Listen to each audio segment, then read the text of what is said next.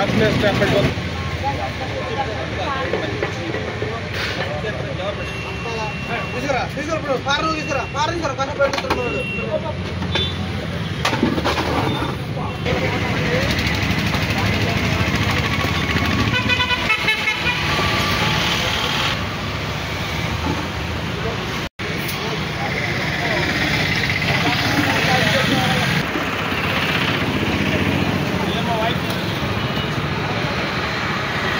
రోజున బందర నియోజకవర్గ పరిధిలోని కార్పొరేషన్ పరిధిలో ప్రధానమైనటువంటి డ్రైన్లు గత 6 సంవత్సరాల నుంచి ఇటువంటి పూడిక తీక ఇటు సబ్ జైల్ డ్రైన్ కానీ పతులాబాదు మేజర్ డ్రైన్ కానీ ఈడేపల్లి ఈ డ్రైన్స్ అన్నీ కూడా పూరుకుపోయి దాదాపు 6 అడుగుల లోతున మేటేసుకుపోయింది.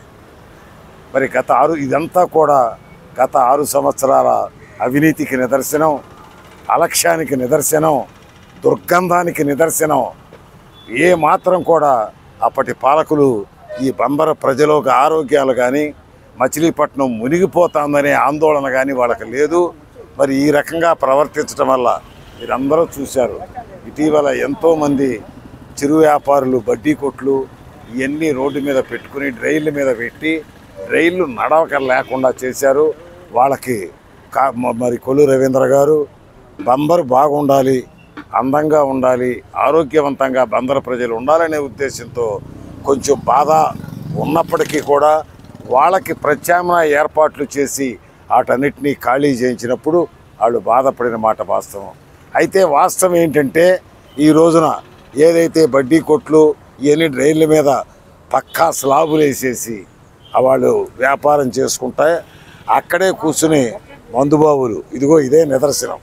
సీసాలు, గాజు పెంకులు, మరి ఇరిగిపోయిన ఫర్నిచరు ఇవన్నీ కూడా 6 అడుగుల లోతున మేటేసుకుపోయి దుర్గంధం వెదజల్లుతూ దాని ప్రక్షాళన కార్యక్రమం ఈరోజు మొదలైంది. వైసీపీ పాలకుల నిర్లక్ష్యంతో మచిలీపట్నంలో డ్రైనేజీ వ్యవస్థ అస్తవ్యస్తం అయిపోయింది. దోచుకో అన్న రీతిలో మచిలీపట్నం నడిబొడ్డున కోట్లాది రూపాయలు ఖరీదు చేసి ప్రజాధనాన్ని దుర్వినియోగం చేసి వైసీపీ కార్యాలయం అయితే కట్టుకున్నారు. కనీసం డ్రైనేజీల్లో పారిడి మట్టి గత 5 ఏళ్లలో ఎక్కడన్నా తీయించిన దాఖలాలు ఉన్నాయా? ప్రజలందరూ కూడా గమనించాలి. ఇవాళ మా మంత్రివర్యులు కొల్లు రవీంద్ర గారి సారథ్యంలో మరి డ్రైనేజీలపై ఉన్న షిల్టుని అక్రమణలన్నీ కూడా తొలగించి డ్రైనేజీ వ్యవస్థ బాగుపడాలి అనే ఉద్దేశంతో ఇవాళ మచిలీపట్నంలో కొద్దిపాటి వర్షం వస్తే రేవతి సెంటర్ కానీ, బస్టాండ్ సెంటర్ కానీ, లక్ష్మీ టాకీ సెంటర్ కానీ, జిల్లా కోర్టు సెంటర్ కానీ మోటార్ల లోతు నీళ్ళతో నిండిపోయి మరి పూడుకుపోయి డ్రైనేజీ సబ్ జైల్ డ్రైన్ కానీ, రేవతి సెంటర్లో డ్రైన్ కానీ పూడుకుపోయి నానా ఇబ్బందులు పడతారు ప్రజలు. ఇవాళ మనం ఈ మీడియా ముట్టుండే కూడా చూస్తున్నాం. డ్రైనేజీ కనీసం గోపీచంద్ గారు ఇప్పుడు పెద్దలు చెప్పారు 6 అడుగుల లోతు షిల్ట్ పూడుకుపోయి డ్రైనేజీలో ఉంటే నీళ్ళు ఎట్టపోతాయో మరి ప్రజలందరూ కూడా గమనించాలి. గత పాలకులు చేసిన నిర్లక్ష్యం మరి మనకు శాపంగా మారి ఇవాళ ఆ శాప విముక్తులమై మరి కొల్లు రవీంద్ర గారు కానివ్వండి, బాలశౌరి గారు కానివ్వండి, ఆర్టీసీ చైర్మన్ కొనగళ్ళ నారాయణ గారు కానివ్వండి, పెద్దల గొర్రెపాటి గోపీచంద్ గారు పర్యవేక్షణలో మరి వాళ్ళ డ్రైనేజీలు ప్రతి డ్రైనేజీ కూడా షిల్ట్ తీయడం జరుగుతోంది.